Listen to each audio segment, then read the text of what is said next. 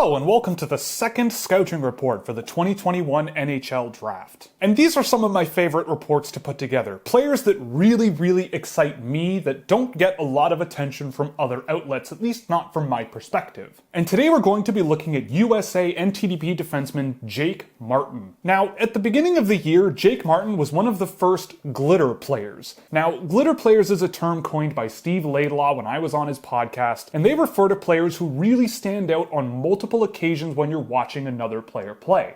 And Jake Martin was certainly one of those players right off the bat from the beginning of the year. His statistical profile didn't really jump out when you look at his production, but when I started tracking his data for this season, I came out really surprised with what I was seeing. At his most core, Jake Martin is a player firmly characterized by defense. Now, what do I mean by that? Well, to me, defense starts with gap control, and Jake Martin can do that very well. Along the boards, you want to see strong challenges using a player's reach as well as their feet to physically impose themselves on opponents, which I saw out of Martin as well. And when you do create those turnovers, I need to see skill and intelligence to evade and defuse that pressure to start clean breakouts out of the defensive zone, which we'll get to that, but Martin did pretty well as well. Now, the first clue to me that indicated that Jake Martin might be a bit better than his public persona might have him framed as is that he is a rare right-hand shot defenseman that the NTDP is playing on the left side of the ice. And we've been over the difficulties that playing your offhand side of the ice playing defense can bring, and we can certainly expand on them in upcoming live streams every Wednesday night at 9:30 p.m. Eastern Standard Time. But playing defense in that position can be very difficult, especially when it comes time for managing pucks as they're coming around the boards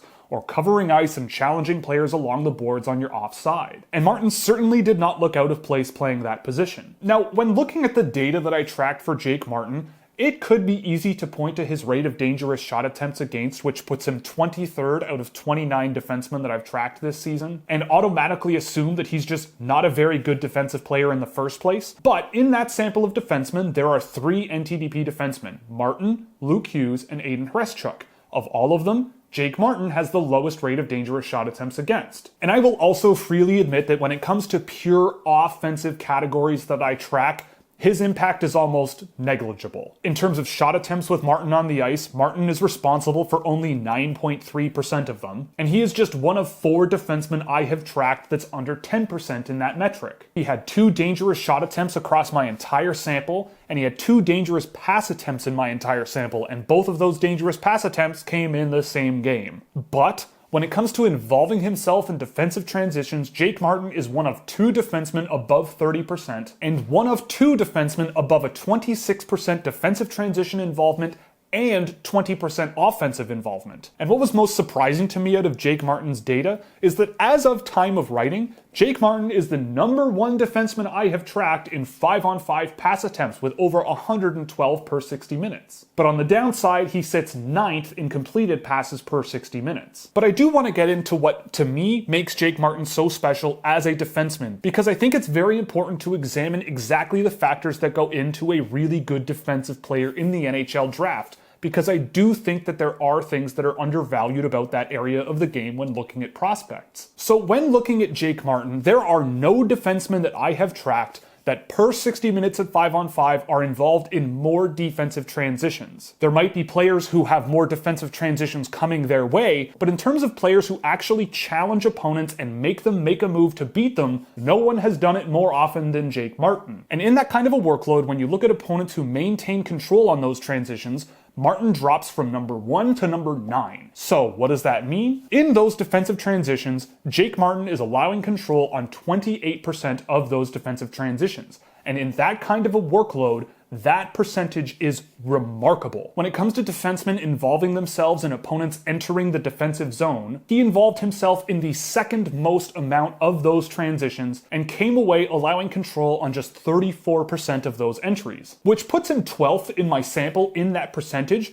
but he also is better than the other 2 NTDP defensemen that I've tracked, which are Luke Hughes and Aiden Hreschuk. And when looking at exiting the offensive zone, Jake Martin is only allowing control on 17.9% of those offensive exit attempts. And that puts him 7th in my data sample, and in fact, his involvement at the defensive blue line as well as the offensive blue line leaves pretty much everyone in the dust in terms of how active he is defensively and how effective he is. So the data and the results for Jake Martin have been very, very positive, and that's great to note. But it is going to be very, very important to note the how and the why to see how and why he's generating those results. And it's important to also think about if these traits are projectable to the next level. So I wouldn't categorize Jake Martin as a fast skater at all. I really don't think that's a hallmark of his game. But making up for that lack of speed is more than enough mobility, but that mobility goes hand in hand with extremely high-level defensive intelligence. He can anticipate dump attempts out of the offensive zone extremely well, but he also does an extremely good job time and time again picking up opponents in transition looking for open ice in the neutral zone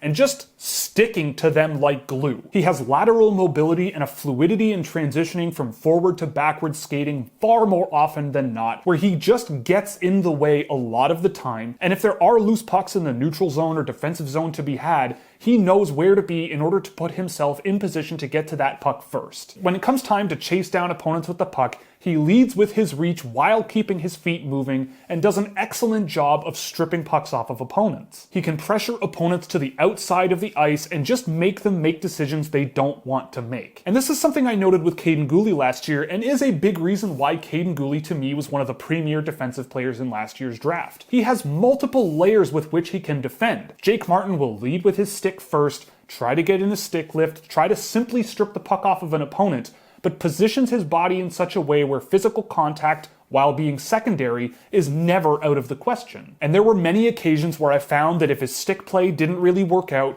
he used his body and pretty solid strength on his feet to just erase cycles along the boards. And even when he's caught out of position, especially being a player who plays on his off wing, he can close large gaps very effectively and use this combination of defensive skills to just get in rushing and shooting lanes to cause havoc in front of the net. Even when players manage to pull pucks further away from Jake Martin in offensive rush scenarios, he doesn't just give up on the play. He continues to move his feet, extend his reach even further, and impose body positioning more effectively. Martin has an excellent sense of how to get in the way of play in the neutral zone and defensive zone especially to close out opponent breakouts and just create turnovers that can move pucks offensively. And there were times where I spotted really good skill and really quick edge work to get out of pressure situations, create open ice for himself, spot easy pass options, and create offensive breakouts with more talented offensive line mates. So as I mentioned earlier, there isn't a tremendous of offense to Jake Martin's game, at least when it comes to putting pucks in the net, but as he is right now, the results defensively and how he's generating those results are all very, very positive. So before we get to the end of the video, I'm going to look at Jake Martin's best part of his game, the good part of his game, and the not so good part of his game. The best part of Jake Martin's game is just his natural sense of positioning. When you're positioned very well in the neutral zone and constantly aware of where opponents are and always in their zone of influence, it makes defending so much easier. He has exceptional awareness of where rushes could go, where his opponents are headed, and how he can get in the way to just cause issues for his opponent. Even when opponents drive wide and play a little bit sneaky to try to open up the NTDP's defense a little bit, Martin doesn't bite too hard, opening too much open space up the middle of the ice. He identifies passing lanes and potential shooting lanes and is constantly aware of where the play might go. And he can simply step in and just make simple, effective, and little plays that put the opponents on their heels and send them back to the drawing board. And over and over and over again, I saw Jake Martin constantly putting himself in a situation to get to loose pucks before opponents,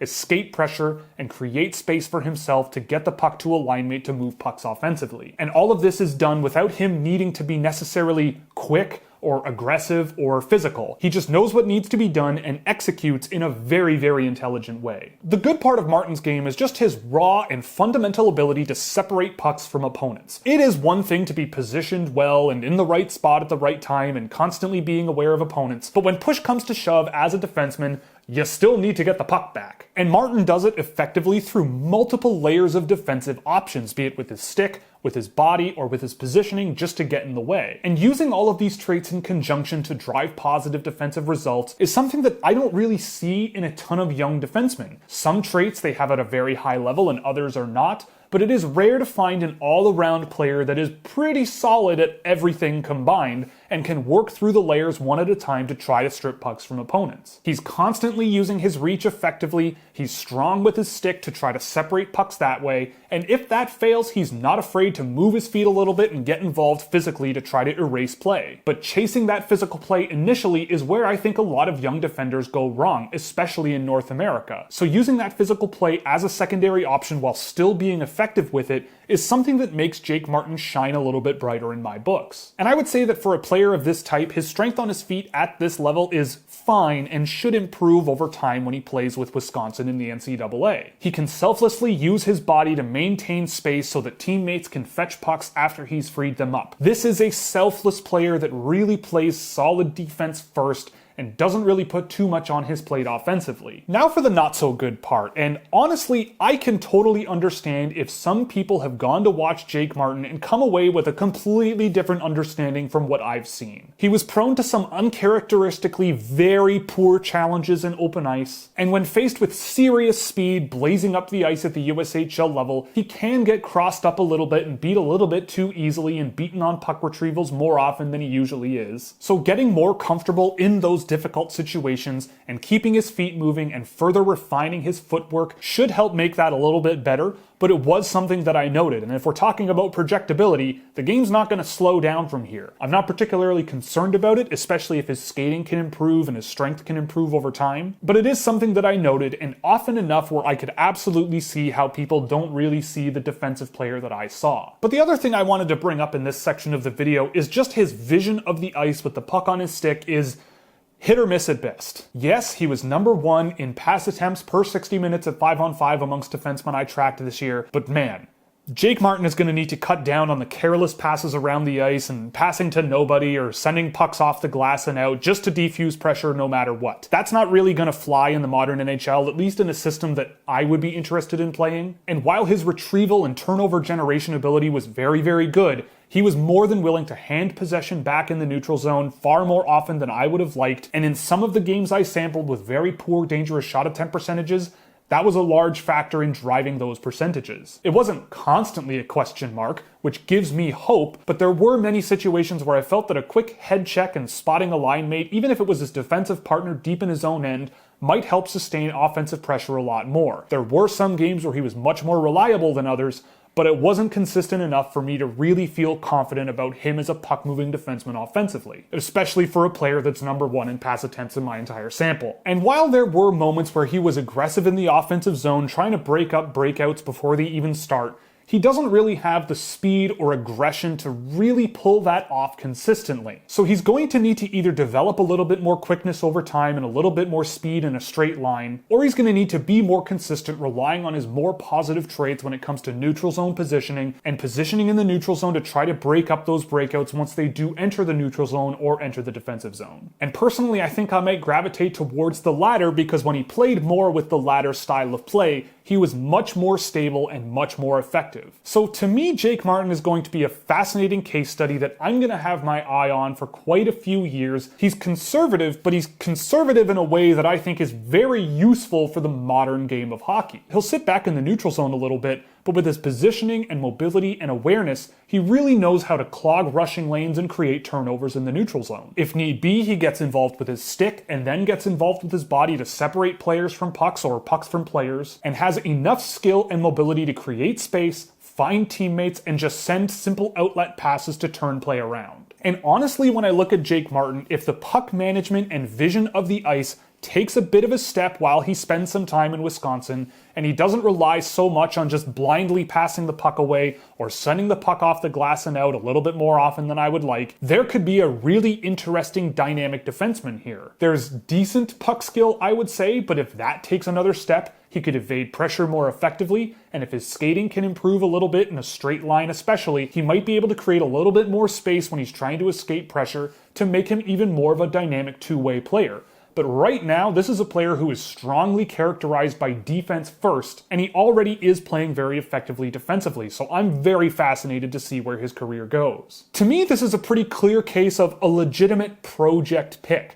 He's a player where I'm not expecting him to be an NHL player next year or 2 years from now or even 3 years from now, but with a few years at Wisconsin, a couple of years in the AHL, and slowly building up his workload, I think you could end up with a very strong defense-first player with dynamic two-way potential if some things come a little bit of a ways over the next few years. This is a player where I think you're going to need to let him play his natural game, let him make some mistakes here and there, especially with the puck on his own stick, and let him learn from those mistakes while putting in the work off the ice to create those offensive traits that could make him a more dynamic defenseman. But right now, the fundamental building blocks you're working with are very, very high level in my opinion. And it could be very easy to point to Martin's lack of offensive production both this year and last as a downside. But to me, Jake Martin is a perfect example of a high-end defensive player that you could pair with a more fun, exciting, offensive-leaning defenseman. And to close, on top of everything, Jake Martin is a player that I have rarely seen ranked anywhere.